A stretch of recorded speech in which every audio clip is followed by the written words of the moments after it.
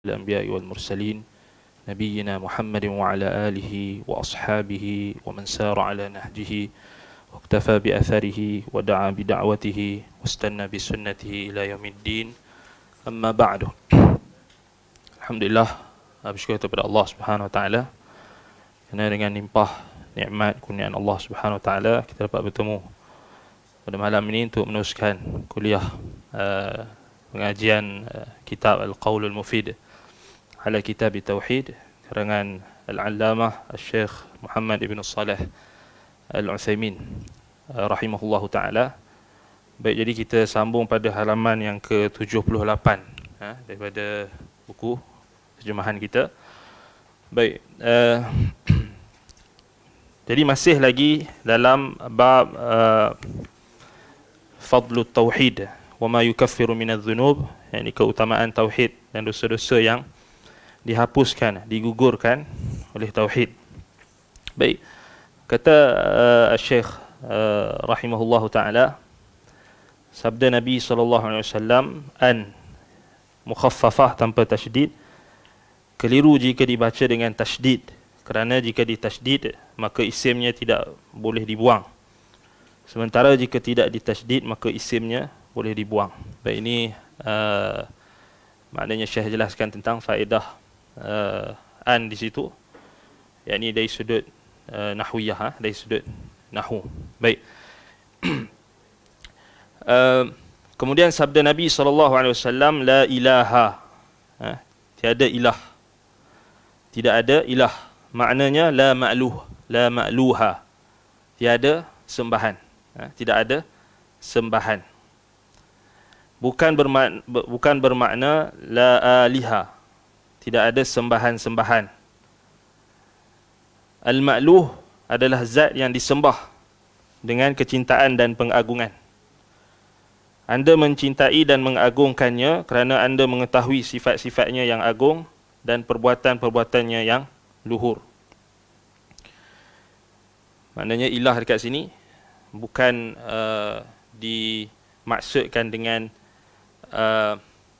jamak, tetapi dia merujuk kepada tunggal, bukan kepada dia merujuk kepada mufrad.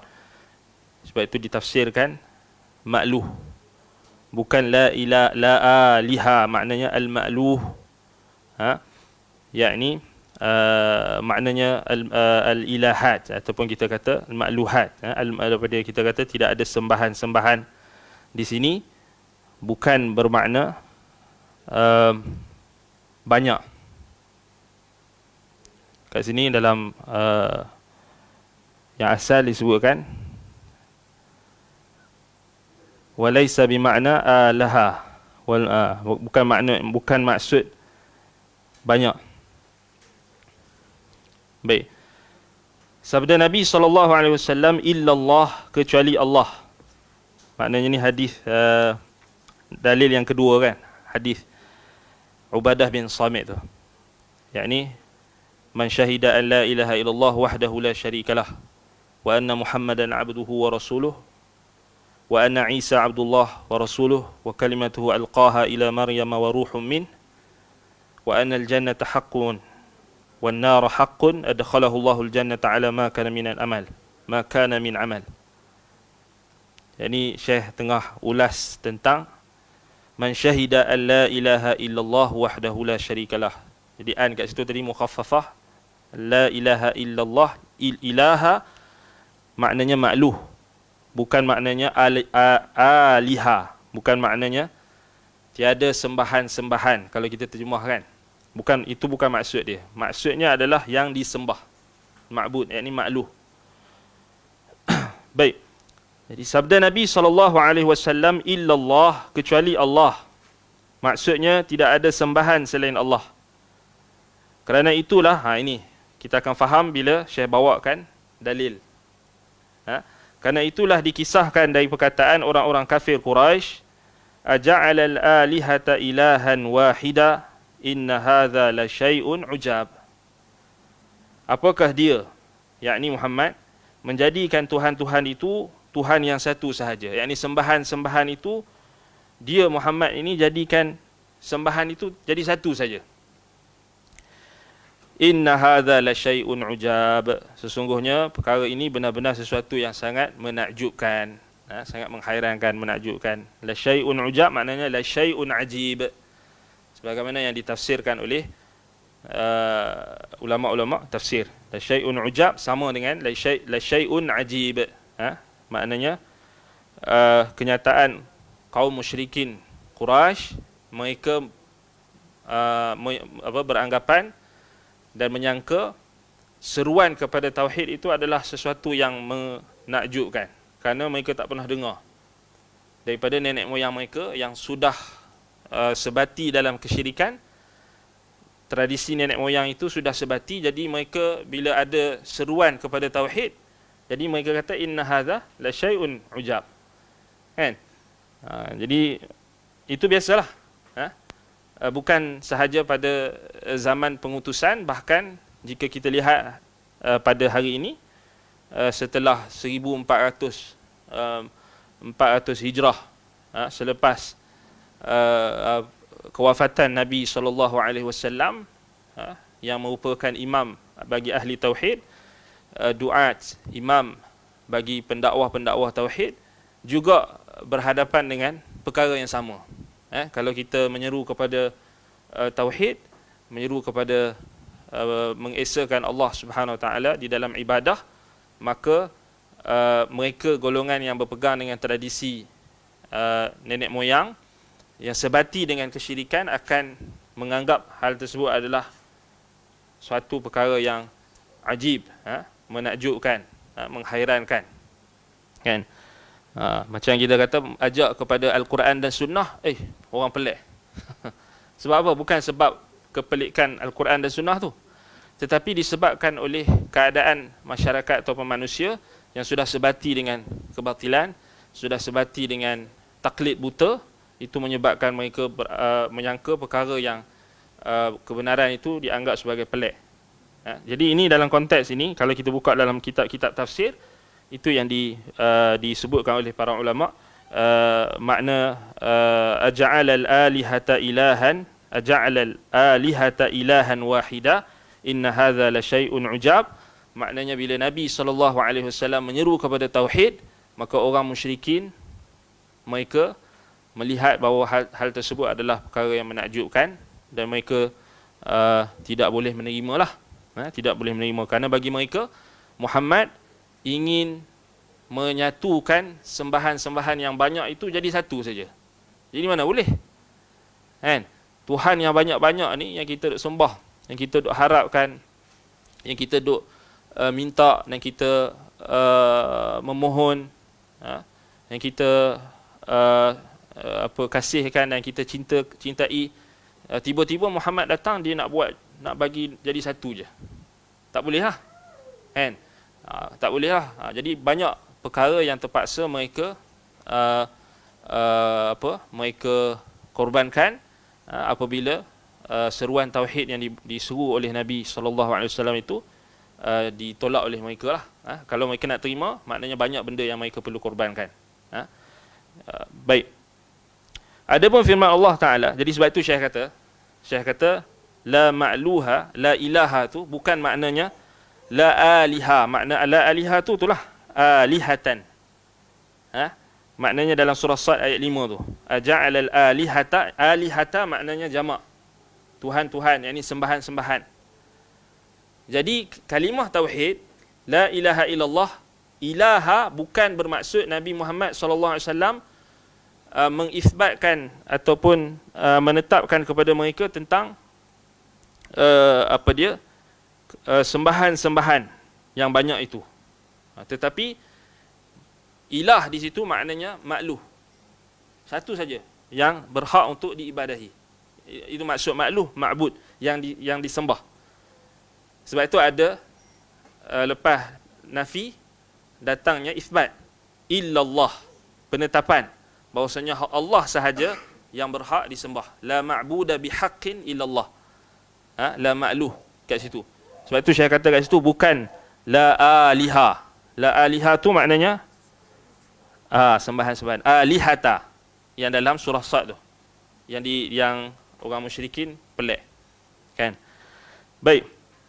Jadi yang dinafikan oleh Nabi SAW adalah peribadatan yang ditujukan kepada berhala-berhala atau sembahan-sembahan yang banyak itu. Bukannya menafikan kewujudan atau keberadaan sembahan-sembahan tersebut. Sembahan-sembahan itu memang ada. Macam-macam. Kayu, batu, bintang, matahari, bulan dan macam-macam yang disembah oleh kaum musyrikin. Tetapi yang dinafikan adalah apa? Ma'luh. Yakni ma'bud. Peribadatan yang disembah. Yang makna ibadat yang ditujukan kepada Tuhan. Itu. Baik. Ada firman Allah Ta'ala, وَمَا ظَلَمْنَاهُمْ وَلَكِنْ ظَلَمُوا أَنفُسَهُمْ فَمَا أَغْنَتْ عَنْهُمْ آلِهَتُهُمُ الَّتِي يَدْعُونَ مِنْ دُونِ اللَّهِ مِنْ شَيْءٍ. Dan kami tidak menzalimi mereka, tetapi mereka lah yang menzalimi diri mereka sendiri. Kerana itu tidak bermanfaat sedikit pun bagi mereka sesembahan yang mereka sembah selain Allah. Baik, maka penuhanan seperti ini adalah batil. Kat situ gariskan pada ayat fama aghnat anhum alihatuhum allati yad'una min dunillahi min syai'. Kat situ dia punya syahid dia, point dia. Maka penuhanan seperti ini adalah batil kerana tanpa disertai alasan yang benar sehingga ditiadakan oleh syariat. Yang ini dinafikan oleh syariat. Maknanya penyembahan yang kita kata yang ditujukan kepada alihah, yakni sembahan-sembahan yang banyak itu adalah dinafikan oleh syarak, dinafikan oleh Allah Subhanahu wa taala. Sebab itu kata Syekh dalam kitab asal dia kata fahadha ta'alluh batilun. Bentuk peribadatan yang ditujukan kepada sembahan-sembahan yang banyak itu adalah batil. Li'annahu bighairi haqqin, kerana dia bukan kebenaran. Fahuwa manfiyun syar'an, dan ianya ternafi secara syarak. Maknanya dari sudut syarak, maknanya Allah SWT menafikan maknanya penyembahan-penyembahan yang ditujukan kepada berhala-berhala yang banyak, sembahan-sembahan yang banyak. Wa idzan tafa wuqu'an fala qarara. Maka apabila dinafikan secara syarak, maknanya wa idzan tafa wuqu'an fala qarar, maka bila dia telah dinafikan wuqu'an, maknanya penyembahan tu berlaku tak? Maknanya syirik tu berlaku tak? Syirik tu berlaku, tapi keizinan untuk melakukan syirik itu berlaku atau tak? Tidak. Itu maksudnya dinafikan oleh syarak. Kita kena faham dari sudut itulah pentingnya hukum kauni dengan syar'i. Kauni kita dah bincang sebelum ni, beza kauni qadari dengan syar'i. Hukum kauni maknanya syirik itu berlaku tak? Berlaku. Allah tetapkan berlaku untuk uji, untuk membezakan antara tauhid dan syirik, untuk Allah Ta'ala bezakan antara orang yang beriman dan orang yang kufur, orang yang benar, orang yang dusta dan sebagainya. Dan adakah syirik itu Allah Ta'ala redha? Tidak. Itu maknanya ianya tidak berlaku secara syarak. Wuqu'an. Maknanya dalam kitab asal ni Syekh guna perkataan wa idzan tafa wuqu'an. Maknanya apabila syirik itu berlaku tetapi tidak disertai dengan keizinan dan keredaan Allah. Dia tetap berlaku tetapi tidak disertai dengan keizinan, keredaan, kecintaan. Allah tak suka syirik. Tapi dia tetap berlaku. Fala qarar, maka ianya seperti tidak ada. Itu maksudnya tidak ada secara nyata. Maknanya fala qarar, maknanya dia seakan-akan tidak bermakna lah. Maknanya tidak bermakna. Kemudian Syekh bawakan contoh ayat dalam surah Ibrahim ayat 26 untuk menjelaskan makna kenyataan tersebut. Wa mathalu kalimatin khabithatin kasyajaratin khabithatin khabithatin ijtussat min fawqil ardi ma laha min qarar. Dan perumpamaan kalimat yang buruk yakni syirik. Kat situ syirik.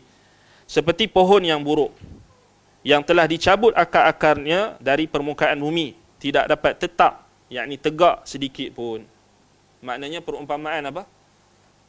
Syirik, penyembahan yang dilakukan, dialihkan kepada selain Allah, dalam konteks ini berhala-berhala itu, maknanya tidak ada ketetapan, tidak ada qara, maknanya tidak tertegak sedikit pun. Maknanya macam pokok yang buruk, yang dah dicabut akar-akarnya dari permukaan bumi. Ada manfaat tak pokok tu? Tak ada makna, kan? Tak ada manfaat. Itu maksudnya malaha min qarar. Itu perumpamaan kalimatin khabithah diumpamakan dengan kalimah-kalimah syirik dan perbuatan syirik itu sendiri. Baik, dengan demikian dapat dipertemukan, dikompromikan antara firman Allah, fama aghnat anhum alihatuhum, kerana itu tidak bermanfaat sedikit pun bagi mereka sembahan yang mereka sembah, dan firmannya yang menuturkan perkataan kaum Quraisy, aja'alal alihata ilahan wahidah, apakah dia, yakni Muhammad, menjadikan Tuhan-Tuhan itu Tuhan yang satu sahaja, dalam surah Sad ayat 5 tu. Dengan firmannya, wama min ilahin illallah, tidak ada Tuhan yang berhak diibadahi kecuali Allah. Ini Ali Imran ayat 62. Gariskan ayat Hud ayat 101 tu, gariskan, highlight ke garis. Maknanya itu satu. Yang kedua, ayat kedua surah Sad ayat 5. Gariskan pada surah Sad ayat 5 tu, aja'alal alihata ilahan wahidah. Yang ketiga, wama min ilahin illallah, surah Ali Imran ayat 62. Tiga tu. Jadi kat sini, tiga ayat ni, kalau kita tak teliti betul-betul, seakan-akan macam ada kontradik. Itu Syekh cuba nak harmonikan. Sebab lepas ni Syekh akan bincang tentang sebab apa. Sebab apa jadi kontradik itu? Sebab bila tidak memahami ayat itu berdasarkan tafsiran ulama salaf, itu punca dia.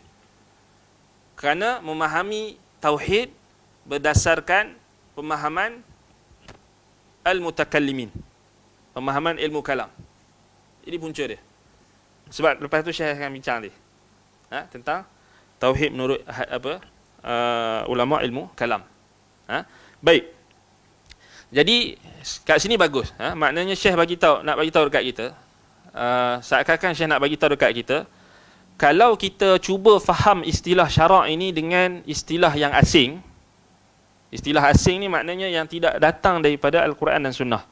Tidak datang juga daripada generasi Al-Qurun Al-Mufaddalah. Tidak datang daripada generasi Salafus Salih, para sahabat tabi'in, atba'ut tabi'in. Maknanya datang daripada unsur asing seperti ilmu falsafah, ilmu kalam. Maknanya dia kat situlah puncanya berlaku ta'arud, kontradik, percanggahan. Sebenarnya bukan bercanggah pada ayat Quran, tetapi bercanggah pada akal mereka, pada cara faham mereka. Itu kita kena faham. Baik. Sebab itu kalau kita lihat kitab-kitab ulama salaf, akidah salaf dan sebagainya, yang asal ataupun yang kita tengok pada kurun yang awal, kitab-kitab akidah salaf ni, kalau kita tengok, dia hanya bawa apa? Dalil. Quran, Sunnah. Quran, hadis. Quran, hadis. Simple. Kan? Dan dalam Quran dengan hadis tu dah ada akal lah. Dah ada logik dah. Dah cukup dah logik dia. Betul tak? Jadi, cuma bila dah berlalunya masa,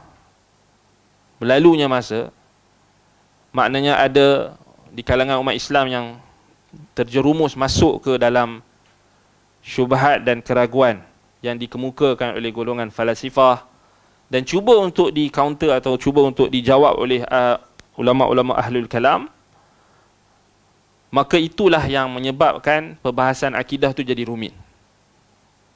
Itu je punca dia. Kan? Asalnya tak ada rumit apa pun. Akidah Islam ni mudah. Kan? Mudah. Tak percaya, kita tengok kitab-kitab ulama-ulama ahli sunnah karang. Kalau ikut manhaj salaf, selamat dan tidak ada kerumitan. Jadi bila rumit tu bila mula masuk bahas guna ilmu kalam, itu yang jadi rumit. Tetapi pokok ilmu kalam ni, dia hak rumit tu lah dia bangga tu. Dia kata hak ni lah menunjukkan apa? Ini mendalam. Kan? Ini menunjukkan tahap intelektual yang tinggi. Itu yang mereka perasan. Tetapi kita katakan, kalau benda yang mudah dirumitkan, itu bukan intelek. Kan? Itu bukan bijak. Benda yang mudah kau rumitkan, itu bukan kebijaksanaan. Kan? Bukan kebijaksanaan. Kan?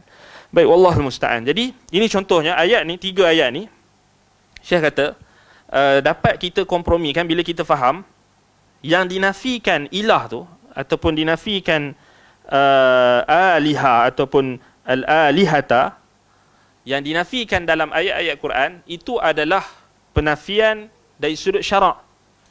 Itu maksud dia. Jadi kata Syekh di sini, sembahan-sembahan ini hanyalah nama-nama belaka, tanpa makna dan hakikat yang nyata. Sebab semua itu batil menurut syariat. Nampak? Gariskan, menurut syariat. Dan tidak pantas dinamakan sembahan kerana tidak dapat memberikan manfaat ataupun mendatangkan mara bahaya. Tidak menciptakan dan tidak pula memberi rezeki. Seperti yang Allah sampaikan dalam firman-Nya dalam surah Yusuf ayat 40, ma ta'buduna min dunihi illa asma'an sammaytumuha antum wa aba'ukum ma anzalallahu biha min sultan. Nabi Yusuf AS ketika dia berdakwah kepada 2 orang sahabat dia dalam penjara tu, jadi dia dakwah tauhid, kan?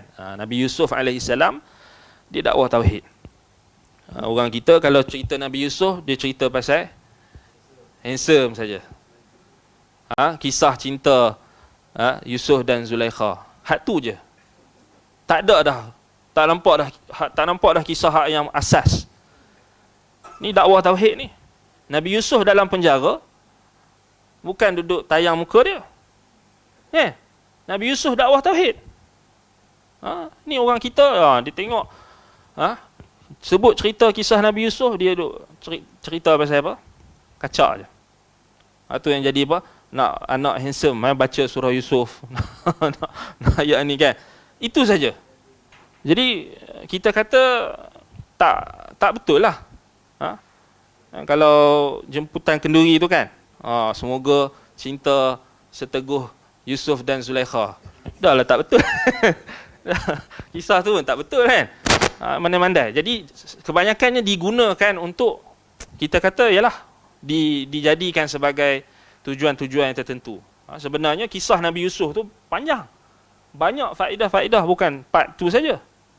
Yang part yang tu pun depa cerita tak betul. Tu yang ada tu pun dah tak betul. Jadi macam mana kita nak harapkan kita kata nak dapat kisah yang betul tu? Jadi kisah yang dalam Quran fokus, sebab tu kita ahli tauhid, orang yang mengaji tauhid, kita yang menyeru kepada tauhid, menyeru kepada sunnah. Maknanya kisah-kisah Nabi tu kan, yang menjadi tujuan kisah-kisah itu dikisahkan adalah untuk menyampaikan dakwah tauhid. Sebab itu kita tak boleh abaikan dan tak boleh biarkan puak-puak khurafat, puak-puak ahlul bidah wal ahwa ni mereka duk cerita. Dan mesti kita kata menjadi fardu kifayah kepada ahli ilmu, yang kita kata yang menyeru kepada tauhid, menyeru kepada sunnah untuk menjelaskan kisah ini dengan lebih betul, dengan lebih sahih, dengan benar. Baik. Jadi Nabi Yusuf kata dekat 2 orang sahabat tu, ma ta'buduna min dunihi. Mereka, yakni apa yang kalian sembah, kalian dan nenek moyang kalian sembah selain dia, selain Allah, hanyalah nama-nama, illa asma'an sammaitumuha antum wa aba'ukum. hanyalah nama-nama yang kalian namakan, dan juga nenek moyang kalian namakan.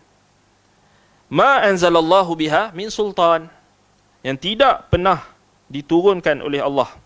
Allah tidak menurunkan satu pun bukti, hujjah, keterangan yang membenarkan nama-nama itu. Sultan dalam Al-Quran maknanya hujjah, burhan maknanya hujjah, bukti. Kan? Itu kaedah yang disebutkan oleh ulama tafsir. Tak salah Ibnu Abbas, kalau tak salah Ibnu Abbas ataupun di kalangan mufassirin yang sebut sultan, maknanya setiap kalimah sultan di dalam Al-Quran bermaksud hujjah. Hujjah. Sebab apa dinamakan sultan? Kerana litasallutihi ala syai' ataupun ala kulli syai'. Kerana sultan dinamakan sultan ni kita terjemahkan kuasa, pemerintahan kan, kalau kita terjemah yang standard. Tetapi kenapa dalam Allah Ta'ala gunakan hujjah dan bukti ni sebagai sultan? Kerana dia berkuasa mendominasi. Kerana dia adalah hujjah, maknanya dia adalah, kita kata asalnya adalah kekuasaan yang Allah Ta'ala berikan. Kan? Macam Allah Ta'ala berikan hujjah kepada Nabi Ibrahim, Allah Ta'ala bagi hujjah kepada Nabi-Nabi, Allah Ta'ala bagi hujjah kepada Rasul.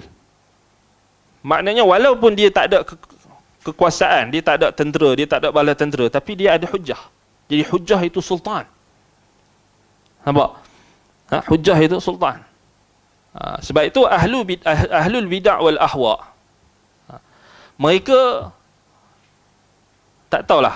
Kita katakan, kalau kita buka dalam kitab-kitab akidah salaf, contoh macam Syarh Usul I'tiqad Ahli Sunnati wal Jamaah oleh Al-Imam Hibatullah Al-Lalaka'i rahimahullahu ta'ala, dalam awal muqaddimah tu beliau sebut tentang kebiasaan ahlul bid'ah wal ahwa ni, mereka akan menggunakan pengaruh kekuasaan, kerajaan, pengaruh politik untuk menekan ahli sunnah dan untuk menyebarkan kebatilan mereka. Tetapi kalau kita perhati, sejak daripada zaman yang paling dahsyat sekali berlaku mihnah dan fitnah terhadap ahli sunnah ni, kemuncaknya adalah pada zaman Imam Ahmad bin Hanbal.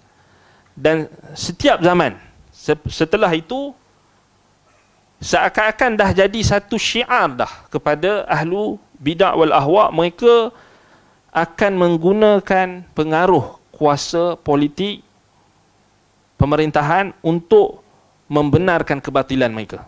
Sebab apa? Sebab mereka tak ada hujjah. Mereka tak ada sultan yang hakiki. Mereka tak ada. Yang mereka ada, kami ada sultan. Kan? Depa kalau depa nak bangga sikit, depa, kami ada raja, kami ada sultan, kami ada kuasa, kami ada ni.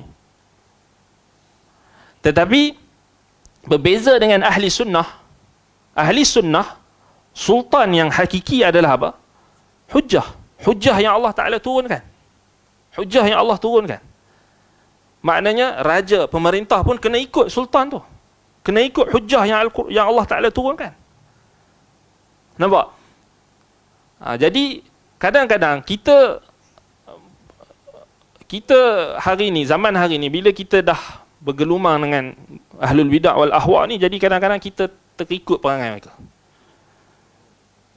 Maknanya kita terikut-ikut. Kan? Setiap kali tukar pemerintahan, setiap kali tukar menteri, kita jadi apa? Tak ada dah hasbiyallah wa ni'mal wakil tu. Tak ada dah tawakal. Tak ada dah kita kata apa? Tawakal kita kepada Allah. Tak ada dah. Kita akan merungut, kita akan, oh apalah akan jadi pada kita, apalah akan jadi mana nasib kita, apalah akan jadi kepada sunnah, apakah, oh kalau menteri ni naik, kalau menteri ni, skrip yang sama. Kan? Maknanya sepatutnya bukan itu yang kita fokuskan. Fokus adalah menyampaikan dakwah, menyampaikan sultan yang hakiki itu. Termasuk sultan, pemerintah, dia pun wajib ikut Quran dan sunnah. Bukan kita kena sesuaikan Quran dan Sunnah apa yang menepati kehendak mereka. Itu kena faham. Sebab tu ahlul bidah wal ahwa, ciri-ciri mereka, Al-Imam Al-Lalakai sebut dalam awal muqaddimah Syarh Usul I'tiqad, mereka tak ada hujjah, mereka tak ada sultan al-bayan wal hujjah, mereka tak ada. Sebab itu mereka hanya mampu untuk menggunakan kuasa. Mereka boleh tulis dekat mimbar-mimbar, mereka boleh tulis dekat teks-teks khutbah untuk isytihar orang ni sesat, untuk isytihar orang tu sesat, mereka boleh buat dikri macam-macam, tetapi mereka tidak boleh menulis di dalam hati manusia. Buktinya kita tengok zaman Imam Ahmad, zaman ulama ahli sunnah ditekan setiap zaman. Tak ada yang boleh apa? Bolehkah ada orang cop kat hati manusia? Macam dicop dekat dikri fatwa dan sebagainya. Tak boleh. Usahalah macam mana pun. Kan? Sebab ahli sunnah dia bersama dengan sultan yang kita kata yang Allah Ta'ala turunkan hujjah, yakni Al-Quran dan Sunnah.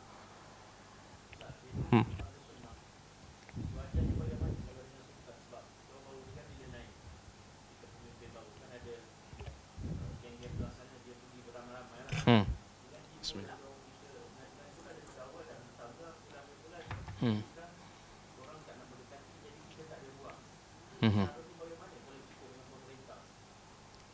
Ya, dalam apa kita kata konteks negara kita ni, sebenarnya kita tak ditekan. Kalau kita nak compare dengan zaman dulu, zaman tekanan politik zaman dulu-dulu, zaman Bani Abbasiyah, zaman Bani Umayyah, kemudian kita startlah seteruk zaman dulu.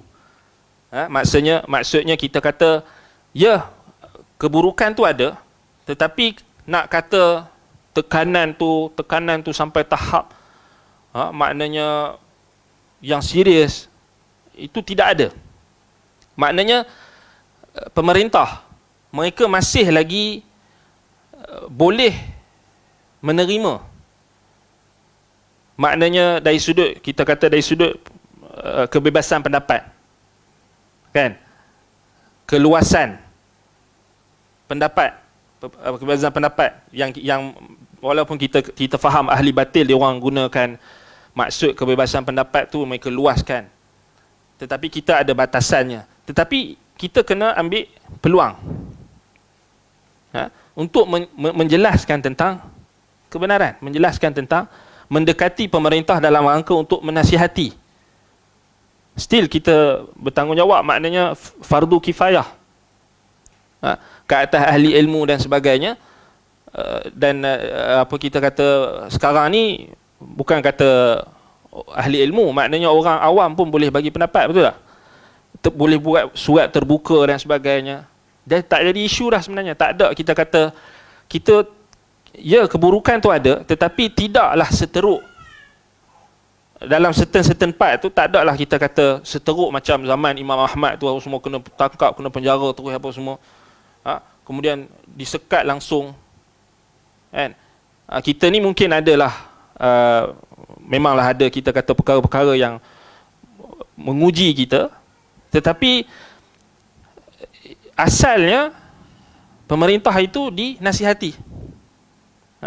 Itu prinsip ahli sunnah. Kita bukan macam ahlul bidah wal ahwa. mereka dalam tindakan mereka mendekati pemerintah itu, ya, satu bentuk kita kata, kalau kita kata perkara tersebut kita gantikan dengan ahli sunnah, sudah tentulah lebih baik. Kerana nasihat tu nasihat yang benar, nasihat yang baik itu akan dapat disalurkan, kan? Tetapi kalau tidak dapat medium itu digunakan oleh ahlul bidah wal ahwa, mereka yang ada kepentingan tertentu dan ada tujuan-tujuan tertentu untuk menyebarkan kesesatan dalam berjubahkan seruan-seruan kembali kepada tradisi dan sebagainya itu, ya, sudah tentu mereka mungkin boleh mempengaruhi, kan? Sebab itulah kita dalam maknanya ahli sunnah, kalau kita lihat dalam konteks keadaan dalam negara kita ni, kita jangan berpihak kepada mana-mana parti politik. Jangan. Kena belajar daripada kesilapan. Kalau nak berpihak pun, jangan sampai tahap tahazub. Tahazub ni maknanya fanatik. Kita boleh bersetuju dengan parti ni, dengan pemimpin yang daripada latar belakang parti ni, kita bersetuju ada benda yang dia betul, ada benda biasalah. Tetapi kita nak bersikap tahazub. Kerana sikap tahazub ini fanatik kepada kepartian, kepuakan, sehingga kita lihat menyerang individu tertentu, menyerang orang tu, menyerang orang ni, sampai kita pukul itu rapat sangat, kita tak sedar. Tengok dia jadi Perdana Menteri. Garu kepala. Maknanya sampai dah tak ada kebaikan. Maknanya kita dah terbawa-bawa, apa kita panggil, kita dah terbawa-bawa politik yang tidak matang. Kan? Politik yang tidak matang. Maknanya sampai jatuhkan orang tu, pukul rapat, jatuh dah, tak ada dah kebaikan dia langsung. Kita angkat yang kita punya tokoh ni sampai terlampau tinggi, sampai mendewakan, sampai kan, sampai tak ada dosa. Sedangkan kita kena ingat, kuasa bukan Allah Ta'ala akan bagi kepada siapa yang dia kendaki. Sebab tu kena balik pada perkataan Ali bin Abi Talib kan. Maknanya kita ni kalau suka dekat orang, maknanya berpada-pada. Kalau kita benci dengan orang pun, kita berpada-pada. Supaya kita tak menyesal di hari kemudian. Kan? Tapi ala kulli hal, kita katakan ahli sunnah, kitalah yang kena jadi orang yang sebenarnya yang semak imbang, check and balance. Kita bukan pengampu pemerintah, kita juga bukan pencela pemerintah. Ahli sunnah mereka adalah apa? Mereka yang menjadi tunjang untuk menasihati pemerintah, konsisten. Sebab tu kalau kita ambil pendapat yang kata kita kena join parti ni, tak tepat, merosak kan. Sebab politik kepartian itu memang ada nau'un minat tahazzub wal hizbiyah. Memang ada, memang bukan nau'un, memang dia itu sendiri adalah hizbiyah, tahazzub, kepentingan yang berbentuk kepartian tu. Dan jadi itu kita kata tak elok lah. Maknanya dia akan bagi, maknanya dia tak baik lah. Sama juga bila dah kita kita dah ada misalnya pihak yang daripada pihak parti sekian ni dah jadi kerajaan, dah jadi pemerintah kan. Maknanya janganlah attack pembangkang tu sampai rapat pula. Samalah kan. Maknanya kena balance lah. Kena maknanya apa pun kita kata khairul umur awsatuha. Sebaik-baik perkara adalah pertengahan. Benda yang kita kata pertengahan. Kita kalau kita sokong, kita jangan sokong tu sampai habis. Sebab kok mana pun sama je, dia still kita kata tak boleh yang mana-mana pihak pun dapat jadi kerajaan, dia still tak boleh nak implementasi hukum Islam tu secara penuh. Kan? Maknanya still masih ada kekangan. Kan? Jadi sebab itu kita kata jangan kita paksakan sangat tafsiran-tafsiran politik ni. Syekh Sultan Al-Umairi dia ada guna istilah untuk membezakan antara istilah-istilah agama ini dengan istilah siasi. Tafsiran dipanggil tafsiran siasi, politik. Maknanya banyak yang masuk dalam media kita, media masa ni, media sosial dan sebagainya, kadang-kadang tu kita sampai tahap kita tak boleh nak bezakan antara ini propaganda politik atau kebenaran. Itu bahaya tu. Sebab itu bahaya bila kita terlampau banyak sangat membaca tulisan-tulisan di media sosial yang kita tahulah propaganda politik, dan kita terlampau fokus kepada benda tu. Akhir sekali kita mungkin terkesan, terpengaruh, dan kita tak boleh bezakan. Macam baru-baru ni ada orang forward tentang kenyataan seorang tokoh yang kita minta Allah Ta'ala bagi petunjuk kepada beliau tentang jemaah haji dan umrah, maknanya yang tidak mengundi, maknanya mereka telah disamakan dengan melarikan diri daripada medan perang, jihad. Maknanya dosa besar. dia ada implikasi tau. Implikasinya maknanya orang yang pergi umrah haji ketika pilihan raya itu semua berdosa besar. Bahkan bukan orang yang pergi haji umrah, orang yang tak mengundi semua berdosa besar. Jadi kat situ berat tu. Maknanya kemudian istilah-istilah tu, maknanya istilah-istilah macam digunakan istilah lari daripada medan jihad, medan perang dan sebagainya ketika menentang musuh dan sebagainya, sangat bahaya bila kita katakan benda tu mungkinlah bagi kita yang orang yang mengaji, orang yang tahu beza antara propaganda politik dengan politik yang sebenar. Yang kita risau orang-orang yang tak sampai tahap tu. Mereka anggap maksudnya benda tu serius agama. Ramai orang macam tu. Dia kata ni fatwa ulama. Dia kata tak boleh lawan parti dan sebagainya. Jadi kita kata sebab itulah kita ni ahli sunnah ni, antara tanggungjawab ahli sunnah adalah untuk kita bersihkan tafsiran-tafsiran siasi, politik ni.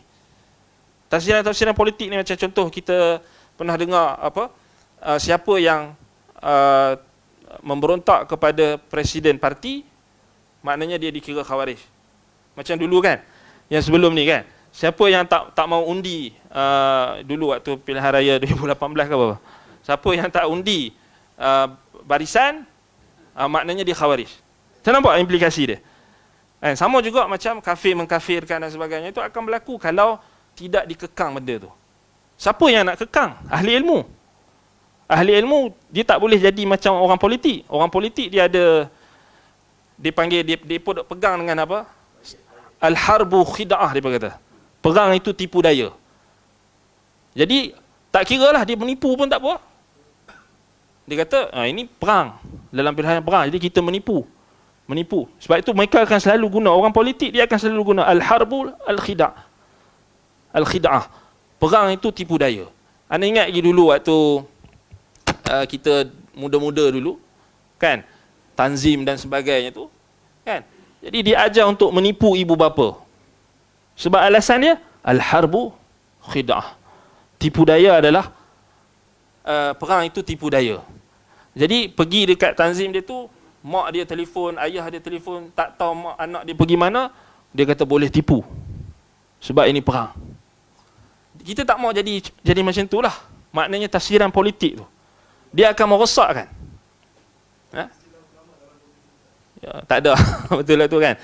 Wallahul musta'an. Jadi maknanya kita, tanggungjawab kita adalah kita menasihati.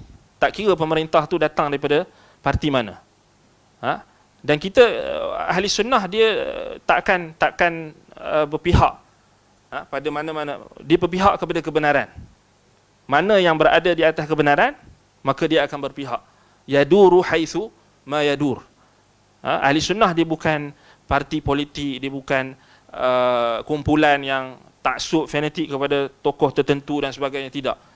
Ahli sunnah dia menyeru dan mengajak manusia supaya kembali kepada Al-Quran dan Sunnah ala manhaji salafil ummah. Wallahu ta'ala a'lam. Baik.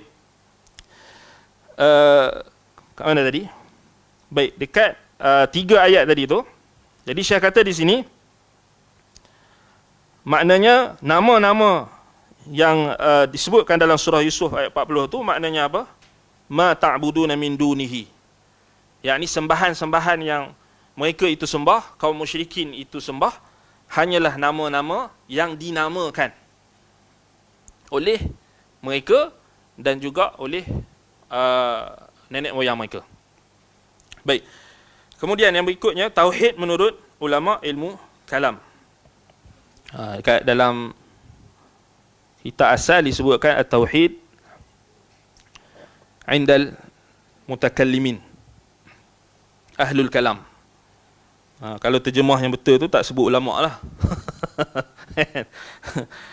Tapi mungkin penterjemah ni dia bersangka baik, maknanya memanglah di kalangan ilmu, di kalangan mutakallimin tu memanglah ada di kalangan mereka yang ulama lah, tak dinafikan. Tetapi kalau ikut yang asal, kitab yang asal, Syekh sebut at-tauhid indal mutakallimin, di sisi ahlul kalam, mutakallimin kan. Ini ialah kalau kita bincang tentang ilmu kalam itu sendiri, di sisi salaf tidak dikira sebagai ilmu lah, kan. Baik. Mereka mengatakan yaqulun inna ma'na ilah aliha, ataupun alaha wal aliha al-qadiru ala al-ikhtira'. Fayakunu ma'na la ilaha illallah ay la qadirun ala ikhtira' illallah. Baik. Ahlul kalam mereka mengatakan bahawa makna ilah adalah alaha dan al-alah, iaitu sesuatu yang berkuasa untuk menciptakan. Jadi tafsiran makna la ilaha illallah menurut mereka adalah la qadirun ala al-ikhtira'i illallah. Tidak ada yang berkuasa untuk mencipta melainkan Allah. Menurut mereka tauhid adalah mengesahkan Allah, iaitu anda mengatakan bahawa dia esa dalam zatnya dan tidak terbahagi. Esa dalam perbuatan-perbuatannya tanpa sekutu baginya, dan esa dalam sifat-sifatnya sehingga tidak ada yang menyerupainya.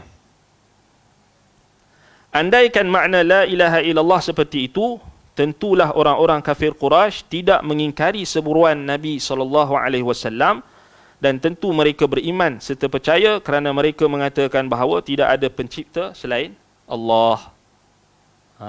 Maknanya apa? Ada kekurangan dan penyelewengan di sini. Maknanya tauhid di sisi ahlul kalam, mereka hanya membataskan Allah itu dimaksudkan dengan penafian di situ, dan isbat hanyalah mengesahkan Allah dalam zat dan perbuatannya dan dalam sifat-sifatnya. Maknanya itu yang ditafsirkan dengan la qadirun ala al-ikhtira' illallah. Maknanya rangkuman daripada apa yang Syekh sebut tu terangkum dalam makna yang mereka tafsirkan, tiada yang berkuasa untuk menciptakan selain Allah. Baik. Kata Syekh, kalau inilah makna la ilaha illallah, inilah tafsiran la ilaha illallah, sudah tentulah apa, orang-orang kafir Quraisy tak ingkar seruan dakwah Nabi SAW, dan sudah tentu mereka beriman. Sebab mereka semua percaya bahawasanya tidak ada pencipta yang berkuasa melainkan Allah. Dan tidak ada pencipta tentu lebih sempurna daripada kata-kata tidak ada yang kuasa. Kerana yang kuasa kadang berbuat dan kadang-kadang pula tidak berbuat. Berbeza dengan pencipta kerana dia melakukan dan mewujudkan dengan kekuasaannya. Dengan demikian, pemahaman orang-orang musyrik lebih baik daripada pemahaman para ahli ilmu kalam dan mereka yang mengaku Islam, kerana tauhid yang disampaikan para rasul melalui firman Allah, ma lakum min ilahin ghairuh, tidak ada sembahan yang benar bagimu selain dia. Maksudnya tidaklah ada sembahan hakiki yang pantas untuk diibadahi selain Allah. Maknanya di sini, kalau kita ikut tafsiran mutakallimin, ahlul kalam, mereka membataskan tauhid itu, makna la ilaha illallah itu maknanya menetapkan pencipta yang berkuasa hanya Allah, menafikan kekuasaan selain Allah. Itu saja. Adakah itu maksud sebenar kalimah tauhid? Sudah tentu tidak. Baik, kata Syekh lagi, ironis, banyak di kalangan penulis saat ini yang menulis tentang persoalan-persoalan tauhid hanya membicarakan tentang tauhid rububiyah sahaja. Ini pada zaman Syekh. Metod seperti ini tentu sahaja keliru. Kita berkewajipan menanamkan di dalam hati kaum muslimin tauhid uluhiyah lebih dari sekadar tauhid rububiyah. Kerana tauhid rububiyah tidak diingkari oleh sesiapa pun secara nyata. Cuma kat sini Syekh berkata based pada zaman beliau, berdasarkan keadaan dan situasi di tempat Syekh lah, di Saudi, di Arab Saudi ketika itu. Dan zaman tu, maknanya kat sini perkataan Syekh ni, apa masalah dia kat sini? Masalahnya Syekh kata kita berkewajipan menanamkan di dalam hati kaum muslimin tauhid uluhiyah lebih dari sekadar tauhid rububiyah. Kerana tauhid rububiyah tidak diingkari oleh siapa pun secara nyata. Gariskan kat situ. Situ iskal dia. Kita bukan nak bantah Syekh, cuma kita nak faham kenapa Syekh kata macam tu, dan supaya kita boleh bersangka baik dengan Syekh. Bukan kita tengok tu kita terus kata Syekh salah. Sebab apa? Sebab ada tak orang yang sekarang ni yang ingkar rububiyah? Kita tanya diri kita dan kita lihat dalam keadaan hari ini. Ada tak golongan yang menafikan rububiyah Allah? Ada. Yang ini atheism. Yang ini golongan ilhad, golongan mulhid. Yang sekarang ni mereka mempunyai media-media dan mereka masuk melalui pelbagai medium, sarana. Daripada media yang mereka gunakan tu, mereka masukkan melalui filem-filem, mereka masukkan melalui drama, mereka masukkan melalui kartun. Ilhad, atheism dan pelbagai bentuk atheist. Atheism tu dah macam-macam. Ada spiritual atheism, ada kita kata new age movement, new atheism, yang semuanya dalam kita kata maksud ilhadul jadid. Ilhad, harakah al-ilhad al-jadid. Yakni gerakan new atheism. Yang mana mereka masuk ke dalam bukan setakat kita kata lapangan hiburan dan sebagainya, bahkan lapangan akademik. Kajian-kajian, masuk dalam lapangan kajian saintifik dan sebagainya. Mereka cuba untuk masuk mentafsirkan sesuatu perkara dengan roh atheism, dengan roh ilhad, dengan roh kita kata yang menafikan Tuhan, menafikan rububiyah. Jadi ada tak? Ada. Cuma Syekh nak bagi tahu dekat sini, maknanya kalau kita tengok yang asal,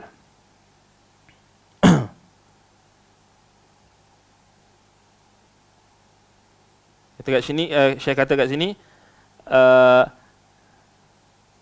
walau kana hadha ma'na la ilaha illallah, okey.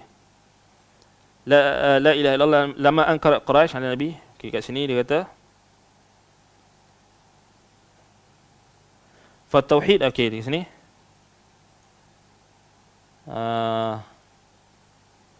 Lianna tauhid ar-rububiyyah lam yunkirhu ahadun inkaran haqiqiyan. Betul lah. Yang diterjemah tadi betul lah. Maknanya Syekh cakap tu dalam konteks Syekh tengah cerita tentang kaum musyrikin. Dan Syekh tengah cerita tentang keadaan wakil realiti di tempat Syekh. Maknanya di Arab Saudi.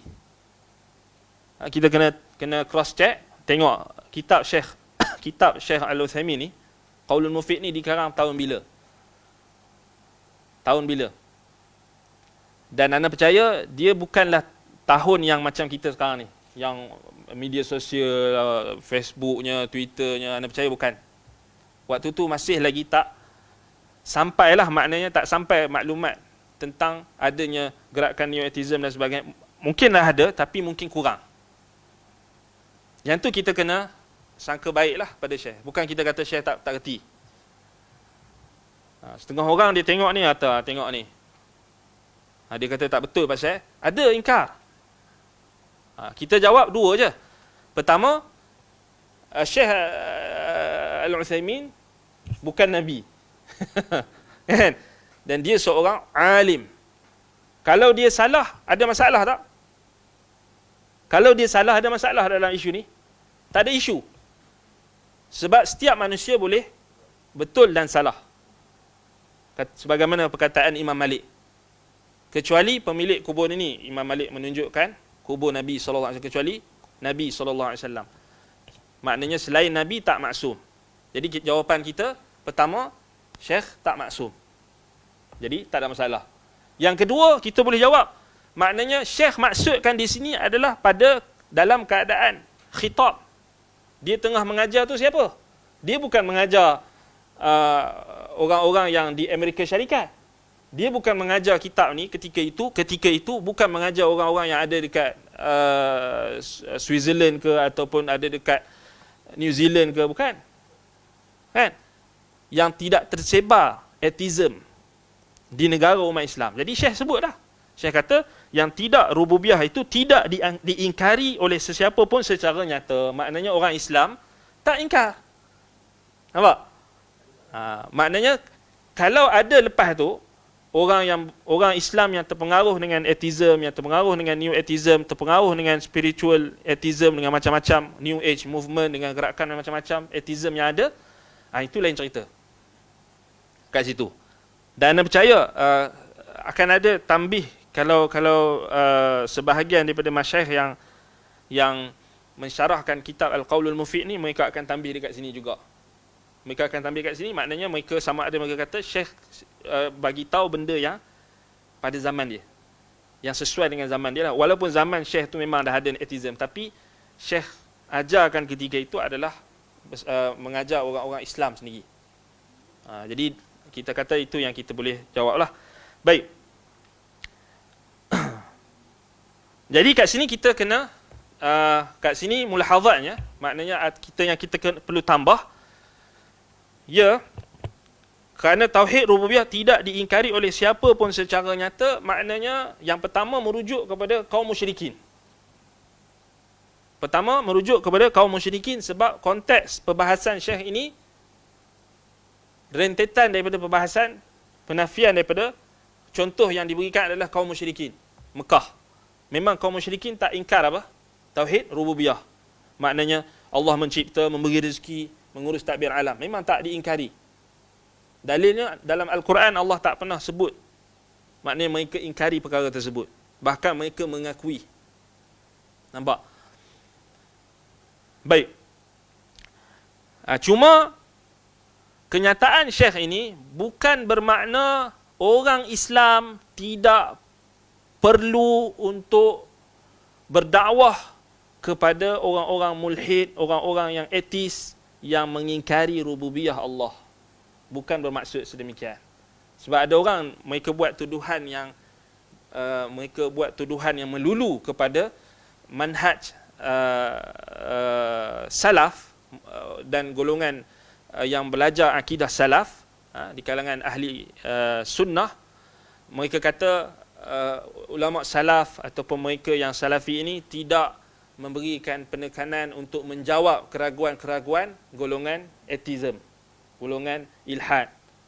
Mereka buat tuduhan melulu, sedangkan sebenarnya tidak. Sebenarnya jaguh-jaguh ahli sunnah setiap zaman, mereka lah yang menjadi barisan hadapan, golongan yang kita katakan barisan hadapan dalam mendepani setiap bentuk ilhad, setiap bentuk penyelewengan. Jadi orang yang buat tuduhan melulu ni memanglah kadang-kadang disebabkan sentimen apa? Anti, salafi. Anti itu sangat, jadi mereka benci sangat sampai mereka tak nampak. Walhal kalau kita tengok sekarang institut-institut yang banyak memberikan penekanan dalam memberi jawapan terhadap golongan atheism ni, banyaknya di Timur Tengah, banyaknya berpusat di Arab Saudi. Kalau kita tengok institut-institut yang macam Al-Yaqin, li Naqdil Ilhad, bukan Al-Yaqin Institute, bukan, lain. Dia dalam bahasa Arab, maknanya yang dikendalikan oleh tokoh-tokoh akidah di Arab Saudi, yang kita tahu ada jamiah akidah dia dan sebagainya. Mereka banyak kajian-kajian mereka yang mendepani ancaman new atheism ni. Daripada mana? Latar belakang mereka adalah daripada orang yang beraliran salaf. Sebab itu kalau kita tengok macam bantahan-bantahan terhadap syubhat dan keraguan-keraguan yang dikemukakan, yang dibawa oleh golongan atheism ini, banyak macam contoh kita ambil seorang tokoh yang Syekh Samir Amiri kalau tak salah, Syekh Samir Amiri, beliau mengarang kitab yang membantah tentang isu-isu yang berlega pada syubhat dan keraguan golongan atheism, dan beliau banyak menggunakan kalam dan perkataan Syekhul Islam Ibn Taymiyah dan Imam Ibn Al-Qayyim. Contohnya dalam isu yang kita pernah bahaskan sebelum ini, berkenaan dengan problem evil, yang mana kitab Ibnul Qayyim, kitab Imam Ibnul Qayyim rahimahullah, Syifa'ul Alil, itu adalah terkehadapan, merentasi masa, menjawab syubhat-syubhat yang dikemukakan oleh tokoh-tokoh barat yang cuba untuk menyebarkan ilhad, atheism itu melalui wacana ilmiah. Jadi tokoh-tokoh ulama salaf, ulama-ulama yang berpegang dengan manhaj salaf ini lebih terkehadapan. Sebab itu hatta pengkaji-pengkaji di kalangan ulama Asy'ariyah pun mengakui hal tersebut. Contoh macam pakar ilmu kalam di Mesir, Syekh Hasan Syafi'i. Beliau dengan dalam salah satu kitab beliau dengan terang-terangan memuji ketokohan Syekhul Islam Ibn Taymiyah, dan ramai lagi ulama-ulama yang ahlul kalam pun mereka akui, mereka yang adil tentang peranan, maknanya kita kata manhaj salaf lah. Cuma mungkinlah ada di kalangan orang-orang yang menisbahkan diri kepada manhaj salaf itu yang mungkin ada kekurangan dan sebagainya, itu biasalah. Nampak? Jadi ini kita kena tambih dekat sini. Bukan bermaksud kita ahli sunnah maknanya kita katakan tak ada orang yang ingkar tauhid rububiyah ni, maknanya berlawanan dengan realiti. Sebab nanti kalau kita tak faham kat sini, orang main petikai kita. Orang kata Syekh Uthaymin tak betul. Macam mana kita nak jawab? Sebab itu anak bagi jawapan. Maknanya macam mana kita nak jawab? Maknanya kita kena jawab dengan adil. Kita bukan, bila kita berinteraksi dengan perkataan ulama, kitab-kitab mereka, maknanya kita tak boleh kita bersikap, maknanya kita tak bersikap adil. Kita anggap maknanya ini bila kita baca tu tak sesuai dengan kita, selera kita, dengan kehendak kita, dengan pemahaman kita, kita terus hukum. Nampak? Itu tak kena. Sebab itu kena hati-hati. Baik. Tentu sebuah kelalaian besar manakala kita hanya fokus menegaskan sesuatu yang sudah diketahui secara naluri dan fitrah, yang sudah diketahui melalui akal, sementara kita tidak membicarakan tentang hal yang dikuasai oleh hawa nafsu, kerana menyembah selain Allah disebabkan kerana dominasi hawa nafsu seseorang hingga memalingkannya dari penyembahan terhadap Allah semata, lalu menyembah para wali dan hawa nafsu. Kat sini betul lah. Maknanya dakwah kepada tauhid yang asal menyeru kepada tauhid uluhiyah, tauhid ibadah. Kerana itu kita sepakat, kita dah bahaskan sebelum ini, tauhid yang diseru oleh para nabi dan rasul adalah tauhid ibadah, mentauhidkan Allah dalam ibadah, mengesakan Allah dalam ibadah, ubudiyah, uluhiyah, dalam perhambaan, kan? Dan itu pun kita tengok sekarang ini, itu yang banyak berhadapan, kita berhadapan dengan orang masyarakat Islam.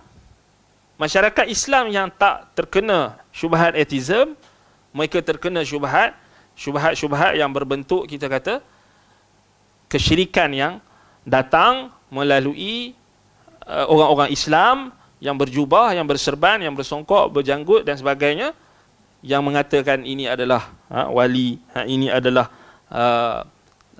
apa kita kata, perantara dan sebagainya, untuk memalingkan ibadah. Nampak? Jadi kok mana pun Syekh Uthaymin tetap menang kat sini. Maknanya kalau kita baca sampai bawah ni, maknanya muallif rahimahullah, pandangan dia ini tetap kita kata terkehadapan. Kan? Maknanya tak bolehlah kita nak kata oh Syekh tak faham tentang waqi' dan sebagainya. Tak, bahkan perkataan Syekh ini menunjukkan merentasi zaman. Sebenarnya kalau kita lihat keberkatan yang Allah Ta'ala berikan kepada ulama-ulama ahli sunnah zaman berzaman, bila Allah Ta'ala, bila mereka ulama ahli sunnah ni berpegang teguh dengan Quran dan sunnah, keberkatan yang ada pada pendapat mereka, pandangan mereka itu akan terhasil. Semakin seorang ulama itu berpegang teguh dengan Quran dan sunnah, pendapat salafus salih, athar sahabat, maknanya manhaj salaf, semakin berkatlah pandangan dan pendapat dia. Maknanya semakin kita kata dia diberikan petunjuk.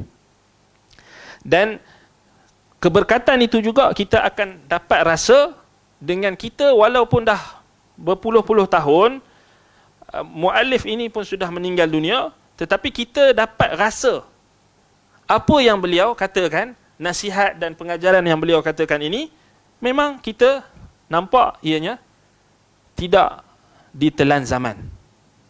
Maknanya tauhid ni sentiasa relevan. Dia tak ada isu dia kata dah lapuk ke, tak, sentiasa evergreen. Sebab itu isu-isu tauhid ni sentiasa kita kena update. Jangan kita update benda lain. Bab politik dia advance, bab ini dia advance, tapi bab tauhid, bab akidah ni dia ke belakang. Kan? Kalau bab tentang update sekian, update itu, bab-bab dunia dia advance, tapi bab tauhid akidah ni dia ke belakang. Tapi ulama ahli sunnah semisal Syekh Uthaymin, dia terkehadapan. Sebab tu kalau kita tengok, kita akan lihat macam mana pendapat-pendapat beliau ini, maknanya macam yang sebelum ni kita dah lihat, sama juga macam ulama-ulama sebelum beliau. Tak kira siapa yang berpegang teguh dengan Quran dan Sunnah, Ibnu Taimiyah ke, Ibnu Qayyim ke, kita baca karangan mereka itu seakan-akan macam mereka menujukan kepada orang di zaman kita, kan? Sedangkan mereka sudah berkurun lama. Itu kita kata keberkatan, kan? Baik. Jadi cukup dah lah, sejam lebih dah. Habis waktu dah? Habis. Baik. Jadi kita berhenti dekat sini. Dekat halaman 80. Sebenarnya kat sini isu ni kita nak bincang tentang ilmu kalam tu. Maknanya kita nak bincang sikit tentang, nanti kita kena sentuh juga tentang apa yang menjadi punca pemahaman mereka itu menyeleweng. Sebab apa jadi menyebabkan tafsiran mereka terhadap la ilaha illallah tu jadi khaliqun qadirun ala al-ikhtira' illallah. Jadi macam tu. Yang hanya menetapkan kekuasaan Allah, tidak menetapkan pengabdian dan juga peribadatan kepada Allah SWT, hanya menetapkan dari sudut penciptaan dan sudut kekuasaan saja. Yang kita akan tengok kesan dia. Kita akan bincang dalam kelas akan datang insya-Allah, kesan yang kita tengok hari ini, kesan-kesan disebabkan tafsiran tauhid yang salah ni, apa kesan-kesan kita akan tengok. Yang mana sangat penting untuk kita faham. Baik, saya cukup setakat itu. Ada soalan? Ada. Baik, naktafi bihadzal qadar. Aqulu qawli hadza wa astaghfirullah li wa lakum. Ada soalan? Sebab ada orang pesan kata kalau boleh soalan, kalau yang berkait dengan ni, dia kata jangan tanya belakang. Dia kata suruh tanya, boleh orang hak dengar tu dapat juga manfaat.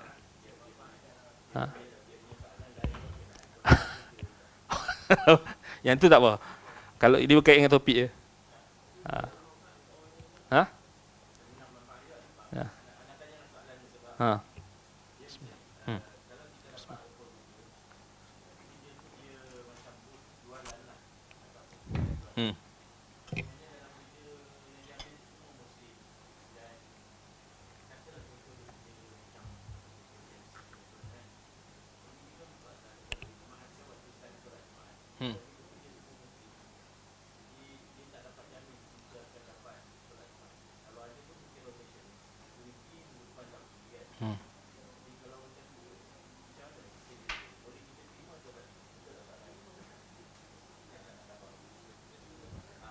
Maknanya tak ada kompromi langsung. Tak boleh kita bincang ke apa, tak boleh. Rotation pula. Wish. Allah.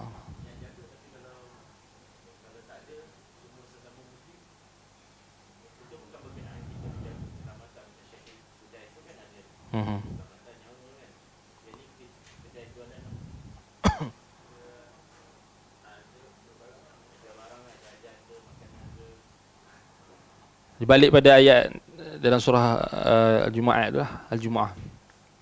Dan kemudian wala dzikrullah akbar. Mengingati Allah, solat itu lebih besar. Kan?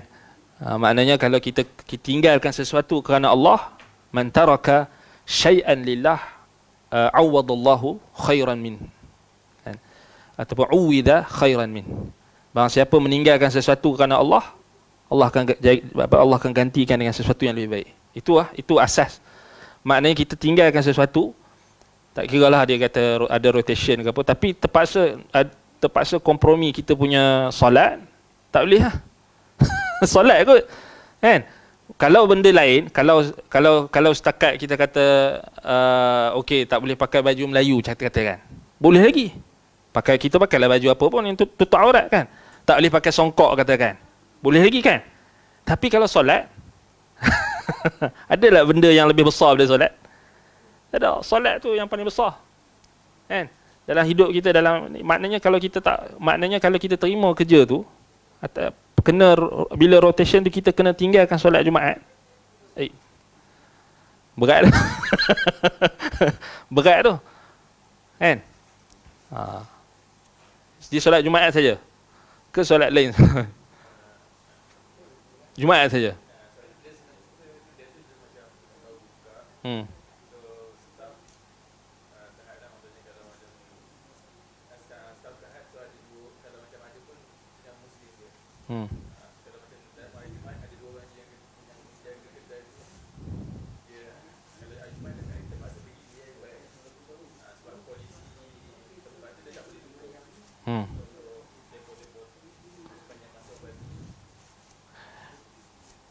Kena tengok apa, kena check balik, kena tengok apa, kena check balik fatwa-fatwa ulama.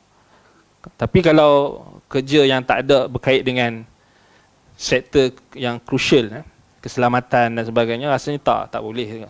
Mesti tak boleh. Kalau alasan setakat tak ada orang gitu-gitu tu tak boleh. Dia kalau macam sektor yang macam keselamatan dan sebagainya, itu lain cerita. Itu memang kena ada orang jaga dan sebagainya, tentera, polis ke apa semua, kan.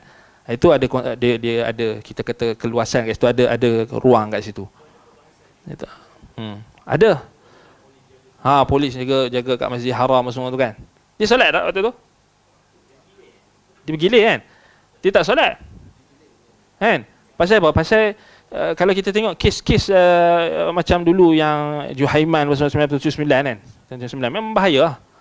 Memang boleh macam Syekh Huzaifi pernah ada orang cuba nak Syiah ke apa nak serang dia tengah solat tu, kan. Jadi isu tu keselamatan. Itu memang dibahaskan, maknanya dia panggil hirasah, dipanggil ahkam hirasah. Dia masuk dalam apa kita kata hirasah ni, maknanya inilah guard, kan, jaga keselamatan, macam pemimpin dan sebagainya, macam orang panggil zaman di start guard ni, yang start ni Nabi SAW pernah ada, kan, waktu lepas dia sebelum turun ayat Allah Ta'ala jamin keselamatan Nabi suruh start Muawiyah, sebab zaman dia tu bayangkan Ali kena bunuh, kan. Kemudian dia hampir kena bunuh juga. Uthman sebelum dia, Uthman tak ada hijabah, tak ada guard jaga dia. Sebab tu ulama ambil Muawiyah dia ijtihad waktu tu, maknanya perlu ada orang yang jaga ketika solat. Ketika imam jaga solat, imam solat, maknanya dia tak solat, dia jaga. Macam mana mengaji di Yaman dulu, syekh sama tak? Kan? Maknanya dia jaga. Dia solat kemudian.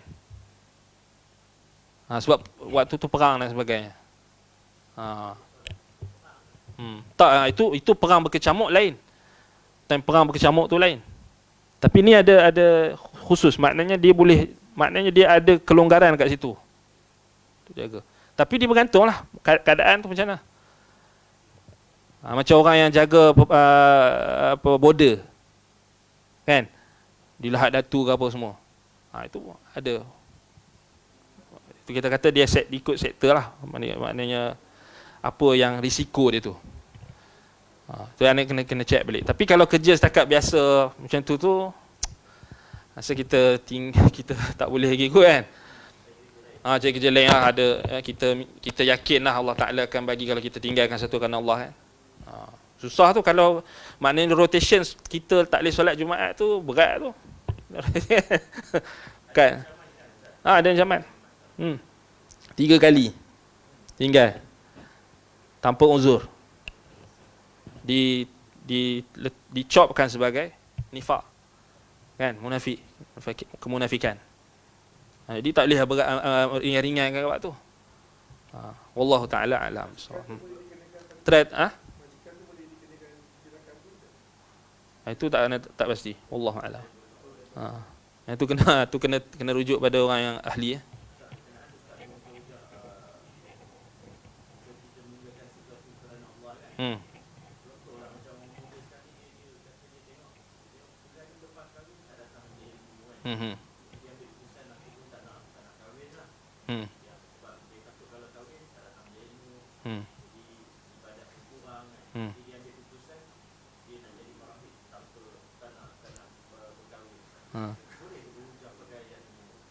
Salah tu. Tak betul. Itu tak betul. Dia macam dia kita kata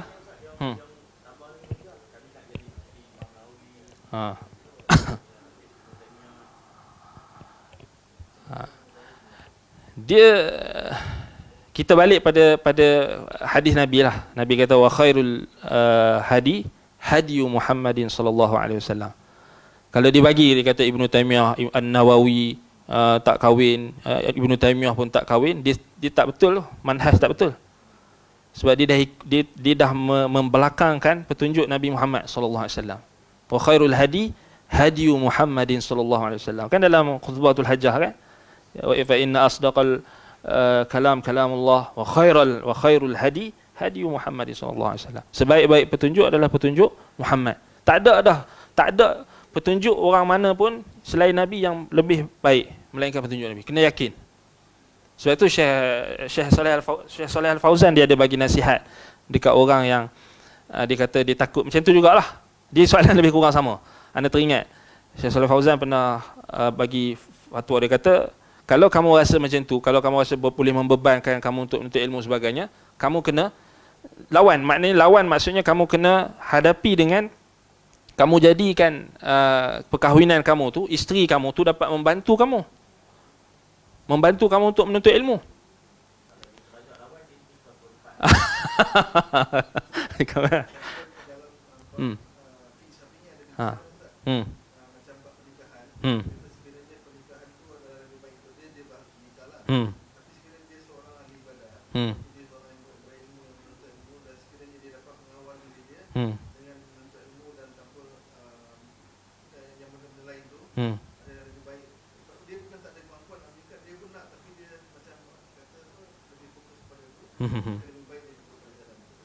Dia kena timbang. Maknanya dia sendiri kena tengok. Maknanya adakah keadaan dia tidak menikah itu lebih baik, ataupun akan kalau dia menikah itu lebih buruk. Maknanya dia bergantung pada keadaan orang. Bergantung pada keadaan orang. Memang fuqaha bincang, kan? Tapi kalau kita nak bincang, kita nak bincang tentang individu orang ni beza-beza, susah. Sebab itu kita kata jawapan mudahnya kahwinlah. Wa khairul hadi hadi Muhammad sallallahu alaihi wasallam, kan? Mana itu sebaik-baiknya ikut Nabi Muhammad. Ikut Nabi, confirm. Kalau kita bawa pendapat fuqaha ini, dia itu zaman dia lah apa benda, kan? Tak ada. Memang Nabi sallallahu alaihi wasallam petunjuk dia yang terbaik. Kita tak boleh syak, tak boleh ragu. Jadi menikahlah. Tak payah fikir-fikir. Menikah. Tak rugi. Tak rugi. Ya, walaupun terpaksa, memang kita tak nafikan ada orang bila dia menikah, maknanya dia punya komitmen dia kepada keluarga tu, itu sebab Syekh Fauzan kata maknanya dia kena seimbangkan, dan dia dua lah. Kalau dia menikah, dia terpaksa komitmen dia lebih pada keluarga, dia dapat pahala juga. Apa yang rugi? Dia dapat pahala juga. Cuma mungkinlah ilmu tu dia tak boleh nak hadir kerap macam sebelumnya, itu biasalah. Tapi selagi mana dia dalam ruang lingkup, dia memberi nafkah kepada keluarga dia, jihad. Tapi beruntung kalau orang yang menikah dia boleh kumpul dua-dua. Betul tak? Beruntung. Macam sahabat kita Abu Mu'adh. Beruntung. Menikah, dia boleh hadir. Kena tanya tips-tips. Kan? Kena tanya sahabat-sahabat kita yang dia orang boleh, maknanya macam mana dia orang boleh maknanya tak tinggalkan terus majlis ilmu. Kita fahamlah ada orang yang dia dah komitmen ke keluarga semua, memanglah akan memberi kesan pada kehadiran dia, pada kita kata pada komitmen dia. Hmm.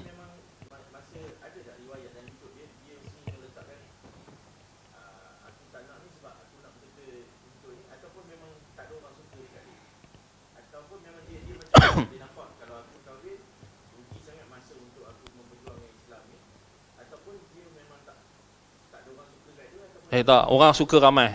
Orang suka ramai. Maknanya memang dia letakkan, dia memang dia pilih jalan tu. Dia timbang siap-siap. Maknanya dia memang pilih jalan tu.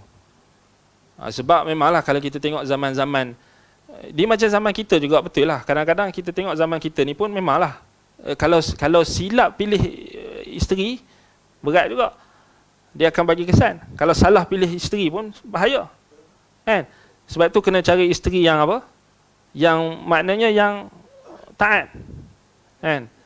Bukannya yang suka melawan dan sebagainya kan, ataupun ni maknanya yang mempermudahkan urusan kita.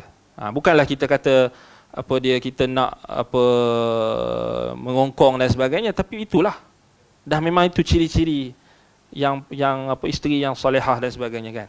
Bukannya kita buat benda maksiat, kita nak ya betul. Dia kena seiringkan. Maknanya kena cari orang yang dia senang cerita, menikah dengan orang yang cintakan ilmu juga. Orang yang dia faham tentang ilmu, tentang orang yang ada kecintaan kepada ilmu. Berkat insya-Allah.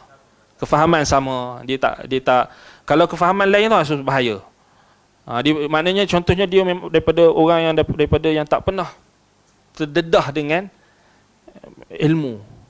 Dengan majlis ilmu, tak pernah terdedah dengan majlis ilmu, dengan apa dia situasi keadaan, maknanya majlis ilmu dan sebagainya. Maknanya kita kata susah sikitlah. Susah. Itu yang akan jadi apa? Dia akan lari daripada yang asal. Dia tak akan bawa kita untuk terus jalan dengan jalan yang kita pilih.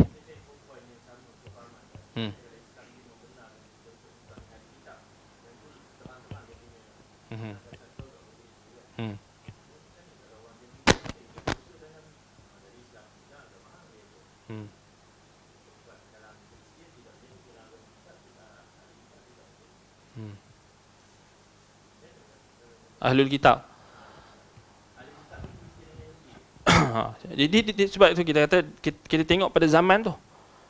Kena tengok pada zaman. Maknanya adakah ahlul kitab yang ada pada zaman ni dia masih menjaga dia punya kehormatan dan sebagainya macam ahlul kitab yang asal? Macam ahlul kitab yang kita kata betul-betul ke? Itu banyak benda yang kena tapis tu. Tak sama kadang-kadang. Jauh. Islam betul salah dah macam-macam keadaan yang berbeza kan, berbeza. Cuma kita macam kita tengok sekarang ni maknanya yang sesuai, maknanya kita cari orang yang ada orang tanya juga macam mana, nak cari orang yang macam mana, calon isteri perempuan yang macam mana. Dia kata dia ada dua calon. Kata seorang ni maknanya dia terlampau taksub dengan kepartian, Jumaah dan sebagainya. Anda kata yang tu awal-awal lagi kena reject. Sebab bahaya. Sebab memang ada orang yang dia bila dia terikat dengan jemaah tu sampai tahap dia punya ketaatan isteri dia tu akan lebih pada jemaah. Sampai dia akan mengabaikan suami dia. Itu kena tolak awal-awal. Yang jenis sebab memang tak sesuai dengan tabiat wanita tu sendiri. Kan? Yang memang jenis taksub fanatik tu kena tolak awal-awal. Kena cari yang neutral. Kena cari yang neutral. Maknanya yang dia tak. Maknanya yang di pertengahan dia tak maksudnya taksub fanatik kepada mana-mana. Maknanya sebab itu kalau tengok di mana dulu di Madinah dulu kan pernah diceritakan sampai tahap yang join apa usrah-usrah tu kan. Dia pun cerita dia tak bagi pergi dia tak bagi pergi ke kuliah-kuliah syekh, kena pergi usrah nakib-nakib dia. Kemudian nakib-nakibah tu siap ajar lagi. Dia kata kalau suami tak bagi pergi usrah, jangan taat. Bayangkan, jangan taat. Sebab tu anak kata bahaya kalau ikut tafsiran politik. Rosak habis. Dia bukan rosak pada negara ni, keluarga pun akan rosak. Sebab dia kata bayangkan, dia kata kalau jemaah suruh pergi, nakib tu suruh pergi usrah, wajib taat. Kalau suami tak bagi pergi, tak wajib taat. Maknanya boleh pergi juga. Kalau suami tak bagi pun kena pergi juga. Sebab ni jemaah. Sebab dia main tafsiran politik tu. Itu susah tu. Ini bukan cerita dongeng tau, memang betul berlaku. Memang betul. Sampai bercerai, sampai yalah. Sampai sebab itu kita kata jangan kita biasakan tafsiran politik ni. Kita kadang-kadang kita geram juga geng-geng yang menunggang kamu ni. Kan? Sebab dia memang bagi kesan negatif. Kan? Sebab tu depa pun kena fikir kan, macam mana depa punya pengisian-pengisian tu kena ubah. Dah tak sesuai dah. Tak sesuai dah buat macam zaman dulu ni apa kononnya ketaatan tu dia tak sesuai dah. Sebab orang semakin bijak.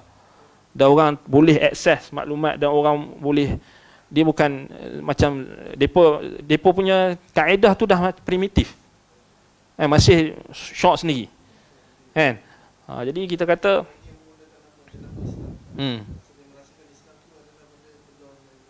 tapi itulah masalahnya, itulah modal mereka. Mereka nak mempengaruhi orang ramai. Mereka kena guna modal tu. Kan? Kalau tak laku. Tapi kita tak boleh lah. Benda tu tak boleh. Bertentangan. Sebab itu bahaya hizbiyah ni. Tahazuk ni. Bahaya, sangat bahaya.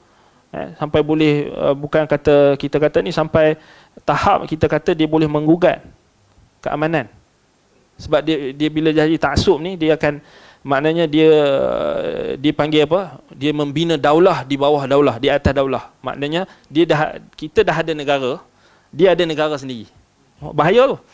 Sebab tu Syekh Ibrahim Al-Muhaimid, macam ulama-ulama yang bahas tentang syubhat khawarij dan sebagainya ini, memang mereka kata ini antara benda-benda yang macam tanzim-tanzim ini memang betul, dia akan jadi cult. Bahaya. Dan kadang-kadang tu kita tengok memang bukan setakat bergaduh biasa, bergaduh tu biasa kan.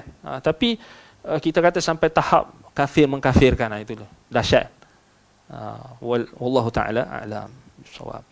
نكتفي بهذا القدر. أقول قولي هذا وأستغفر الله لي ولكم. سبحانك اللهم وبحمدك أشهد أن لا إله إلا أنت أستغفرك وأتوب إليك. وصلى الله على محمد وعلى آله وصحبه وبارك وسلم. الحمد لله رب العالمين. والسلام عليكم ورحمة الله وبركاته.